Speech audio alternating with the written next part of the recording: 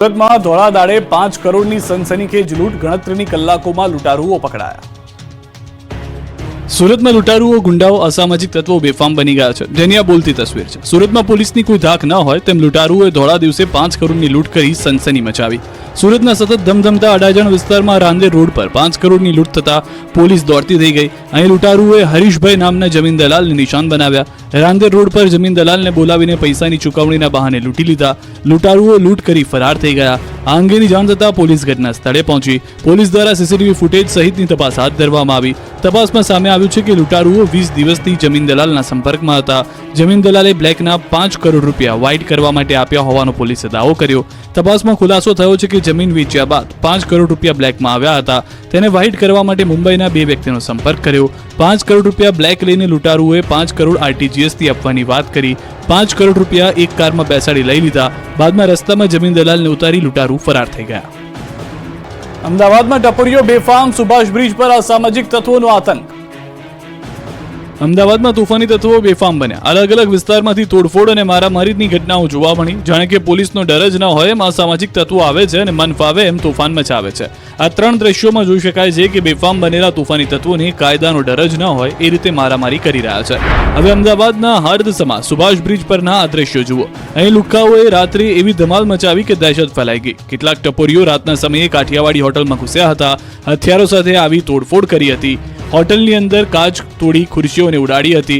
જે બાદ બહાર નીકળીને હોટલના માલિકને માર્યો હતો। હોટલના માલિકને ગંભીર ઇજા પહોંચતા સારવાર માટે ખસેડવામાં આવ્યા।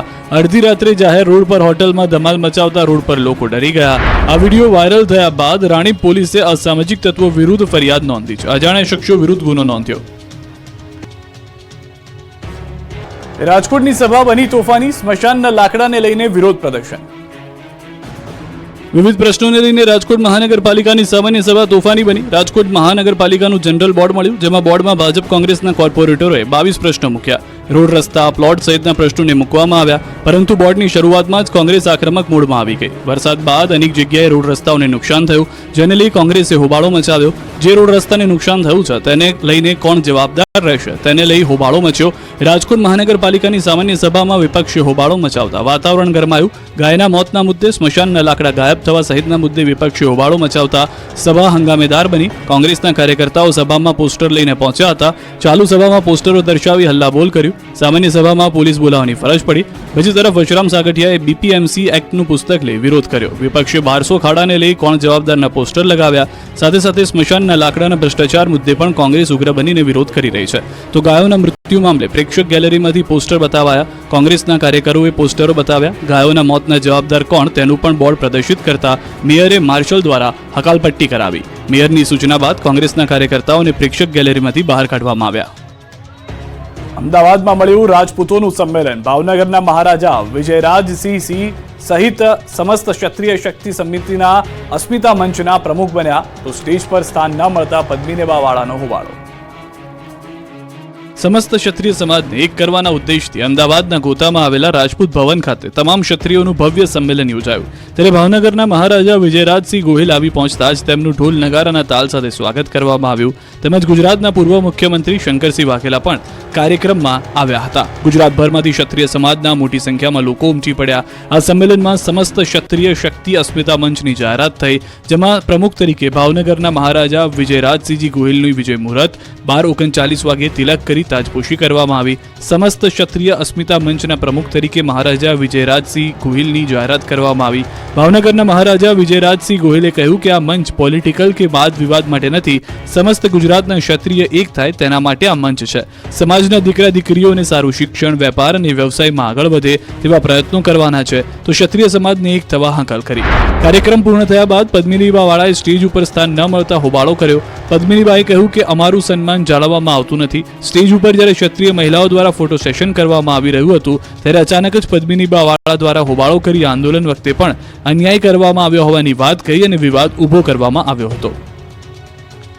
પંચમહાલ અને જૂનાગઢમાં કોંગ્રેસનું વિરોધ પ્રદર્શન યથાવત। પંચમહાલ જિલ્લા કોંગ્રેસ દ્વારા રાહુલ ગાંધીને ધમકી આપવા મુદ્દે ભાજપના 3 નેતાઓ સામે ફરિયાદ નોંધવાની માંગણી કરી.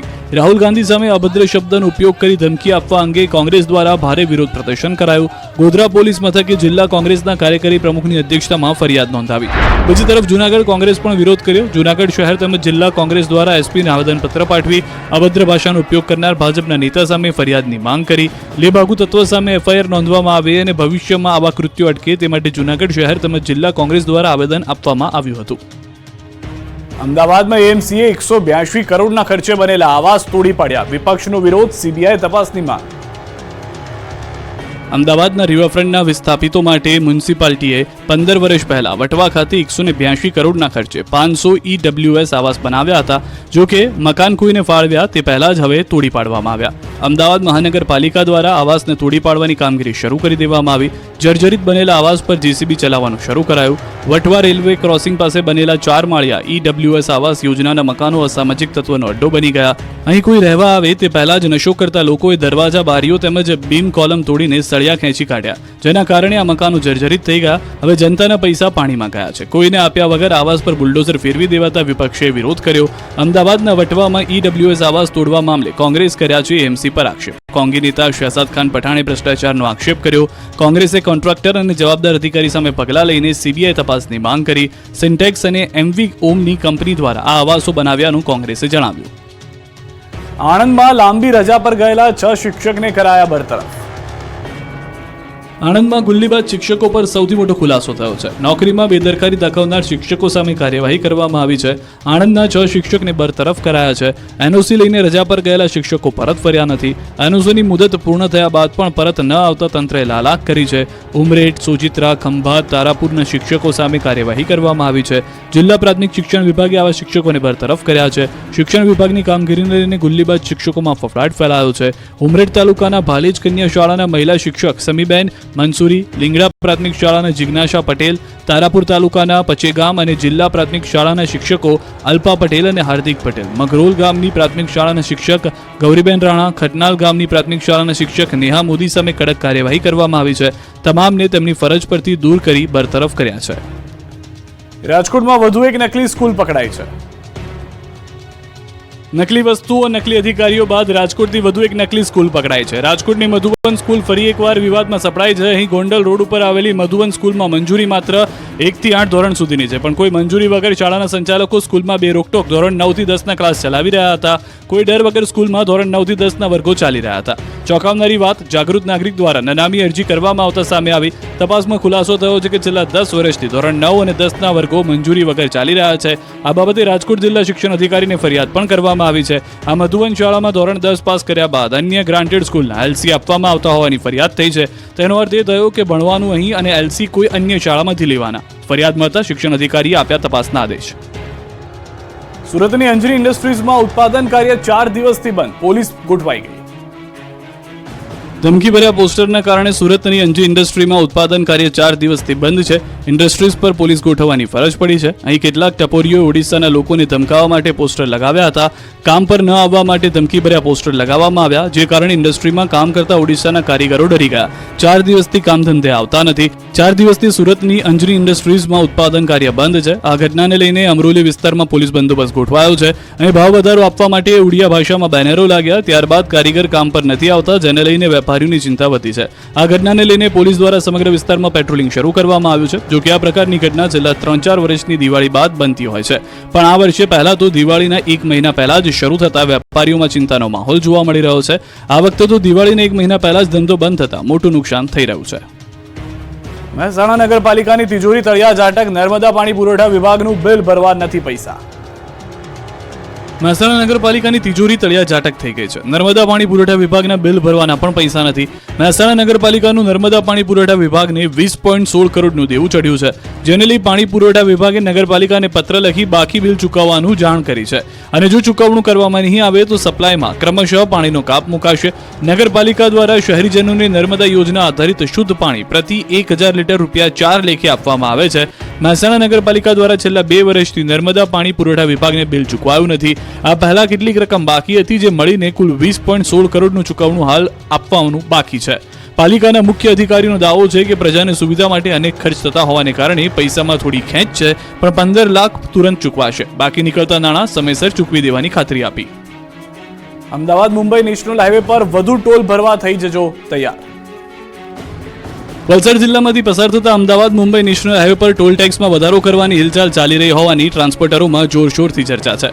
આજથી જિલ્લાના ટ્રાન્સપોર્ટરોમાં રોષ વ્યાપ્યો છે. વાપી નજીક અમદાવાદ મુંબઈ નેશનલ હાઈવે પર બગવાડા ટોલ ટેક્સ છે, જ્યાંથી પસાર થતા વાહનો પાસેથી તોતિંગ ટેક્સ વસૂલવામાં આવે છે. જોકે ચોમાસાના 4 મહિનામાં આ હાઈવે ખાડા હાઈવે બની ગયો હોય તેવા દ્રશ્યો સર્જાયા છે. હાઈવે પર મોટા ખાડા પડી ગયા હોવાથી અવારનવાર અકસ્માત સર્જાય છે અને ઇંધણના વ્યયની સાથે ભારે વાહનોમાં નુકસાન પણ થાય છે. આથી વાહન ચાલકો અને ટ્રાન્સપોર્ટરોમાં ભારે રોષ વ્યાપ્યો છે. જોકે તેમ છતાં હવે ફરી એક વખત ટોલ ટેક્સમાં વધારો કરવાની હિલચાલ ચાલી રહી હોવાથી વાપી ટ્રાન્સપોર્ટ એસોસિએશન દ્વારા એક બેઠક બોલાવવામાં આવી હતી, જેમાં ભાવ વધારાના થઈ રહેલ હિલચાલનો વિરોધ કર્યો હતો અને ખરાબ હાઈવે મામલે સરકાર અને એજન્સી પર રોષ વ્યક્ત કર્યો. વાપી ઔદ્યોગિક નગરી વાપી અને આસપાસના વિસ્તારોમાં રોજિંદા 5000થી વધુ ભારે વાહનોની અવરજવર રહે છે. તેમ છતાં અહીંથી પસાર થતા નેશનલ હાઈવેની હાલત બદતર છે. ખરાબ હાઈવે હોવા છતાં પણ ટોલ ટેક્સ વસૂલવામાં આવતો હોવાથી ટ્રાન્સપોર્ટરોને નુકસાન થયું હોવાથી તેઓ વિરોધ કરી રહ્યા છે. પોરબંદર જીઆઈડીસીમાં વીજળીના ધાંધિયાથી ઉદ્યોગકારો કંટાળ્યા, અલગ ડિવિઝનની માંગ. પોરબંદરના ઉદ્યોગનગરમાં વીજળીનો વપરાશ વધ્યો છે. ઉદ્યોગનગર સબ ડિવિઝનમાં ભૂતકાળની સરખામણીએ 2 ગણા ગ્રાહકો વધ્યા છે. તેની સામે સ્ટાફ જૂના મહેકમ પ્રમાણે જ કાર્યરત હોવાથી જીઆઈડીસીમાં આવેલા નાના મોટા ઉદ્યોગમાં અવારનવાર વીજ ફોલ્ટની સમસ્યા સર્જાય છે, જેના કારણે ઉદ્યોગકારોને હાલાકી વેઠવી પડી રહી છે. નુકસાન સહન કરવાનો વારો આવે છે. ત્યારે Porbandar GIDC industrial welfare association દ્વારા ઉદ્યોગ માટે અલગ સબ ડિવિઝન કરવામાં આવે તેવી માંગ સાથે કેન્દ્રીય ઉર્જા મંત્રી સહિત પીજીવીસીએલને રજૂઆત કરવામાં આવી છે.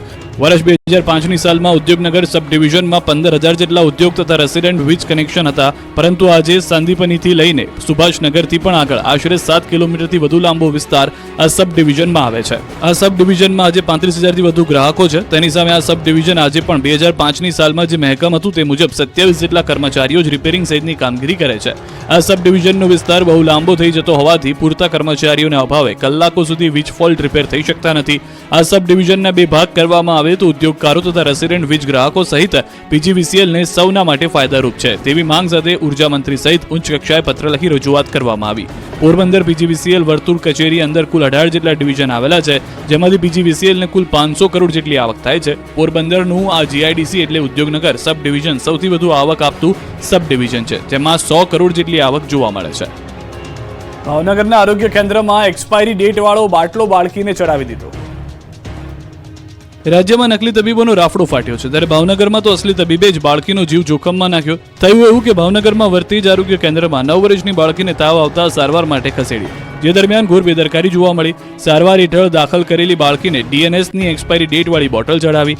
મે 2024માં એક્સપાયરી વાળી બોટલ ચડાવી દીધી. બાળકીના ભાઈને એક્સપાયરી ડેટ વાળી બોટલ હોવાનું ધ્યાને આવતા તાત્કાલિક ડોક્ટરને જાણ કરી બોટલ બંધ કરી દેવામાં આવી. પરિવારજનોએ હોબાળો મચાવ્યો અને જવાબદાર સ્ટાફ સામે શિક્ષાત્મક પગલાં લેવા પરિવારે માંગ કરી. માત્ર એક દર્દી નહીં પરંતુ અન્ય 4 દર્દીને પણ આ પ્રકારની એક્સપાયર થઈ ગયેલો બોટલ ચડાવવામાં આવી. જ્યારે ડોક્ટરને સમગ્ર મામલે માલુમ પડતા બોટલ નીકળી અને બોટલનો અન્ય જથ્થો સંતાડી દેવામાં આવ્યો. તેમજ હોસ્પિટલ ઇન્ચાર્જ સુપ્રિન્ટેન્ડન્ટ દ્વારા જણાવવામાં આવ્યું કે ભૂલથી આ બોટલ સ્ટાફ દ્વારા ચડાવી દેવામાં આવી છે. ભાવનગરના ગંગાજળિયા તળાવમાં ગટરના પાણી ભળતા રોષ જોવા મળી રહ્યો છે. ભાવનગર શહેરની મધ્યમાં આવેલા અને લોકોને હરવા ફરવા માટેનું સ્થળ એટલે ગંગાજળિયા તળાવ. જો કે જેવું નામ છે તેવા ગુણ તંત્રએ રહેવા નથી દીધા. આ તળાવમાં ગંગાજળને બદલે ગટરના જળ હોય તેવું લાગે છે. હાલ આ તળાવ ગંદકી અને વનસ્પતિનું સ્થળ બની ગયું હોય, જેના કારણે તળાવમાં ગંદકીના કારણે અસંખ્ય જીવોના મોત થઈ રહ્યા છે. તેને લઈ પક્ષી પ્રેમી અને જીવદયા પ્રેમીઓમાં રોષ જોવા મળી રહ્યો છે. ભાવનગર મહાનગરપાલિકા દ્વારા 14 કરોડ કરતાં વધુ રકમ ખર્ચ કરી અને ગંગાજળિયા તળાવનું બ્યુટિફિકેશન કરવામાં આવ્યું. તળાવમાં જે પ્રમાણે વનસ્પતિઓ સહિતની ગંદકી જામી છે, તેના કારણે લોકો આજુબાજુમાંથી પસાર થતા પણ વિચાર કરે છે. તળાવમાં માછલીઓ ટપોટપ મરી રહી છે, છતાં જવાબદાર લોકોના પેટનું પાણી હલતું નથી. વ્યારાના આધાર કાર્ડ કેન્દ્ર પર અરજદારો બન્યા નિરાધાર. વ્યારાના આધાર કાર્ડ કેન્દ્ર પર અરજદારો નિરાધાર બન્યા છે. તાપી જિલ્લાના વ્યારાના આધાર કાર્ડ કેન્દ્ર પર આવતા અરજદારો પરેશાન થઈ રહ્યા છે. તાપી જિલ્લામાં આધાર કેન્દ્રો ઉપર ખાસ કરીને 1 થી 5 વર્ષના બાળકોની આધાર નોંધણી અને આધાર સુધારણાની કામગીરીમાં ઓપરેટરો દ્વારા સચોટ ડોક્યુમેન્ટ લેવામાં આવે છે. તેમ છતાં કેન્દ્રની સાઇટ પર મોટાભાગની અરજીઓ રિજેક્ટ કરી દેવામાં આવે છે, જેથી દૂર દૂરથી આવતા અરજદારોને વારંવાર ધક્કા ખાવાની સાથે મુશ્કેલી પડી રહી છે. આધાર નોંધણી અને આધાર સુધારણા માટેની કામગીરીમાં સતત ધાંધિયા થતા અરજદારોને કલાકો સુધી રાહ જોવાની નોબત આવી છે. બીજી તરફ આધાર નોંધણી માટેની અરજીઓમાં મોટા પાયે રિજેક્શન આવતું હોવાથી ઓપરેટરોને પેનલ્ટી થઈ રહી છે. આધાર નોંધણી અને આધાર સુધારણાની અરજીઓ રિજેક્ટ થતા જિલ્લામાં પીએમ જનમન અભિયાન હેઠળ આવરી લેવાયેલ લાભાર્થીઓને પણ સહાય આપવામાં પણ અવરોધ ઊભો થઈ રહ્યો છે. નર્મદાના ડેડિયાપાડામાં આધાર કાર્ડ માટે હાલાકી યથાવત છે. રાશન કાર્ડ અને આધાર કાર્ડમાં કેવાયસી માટે લાંબી કતારો. આધાર કાર્ડ કઢાવવા રાત્રે જ લાઈનો લાગતી હોવાનો દાવો. કચેરીમાં ધીમી ગતિથી કામ થતું હોવાનો આરોપ. સર્વર ધીમું ચાલતું હોવાનું તંત્રનું રટાણ યથાવત.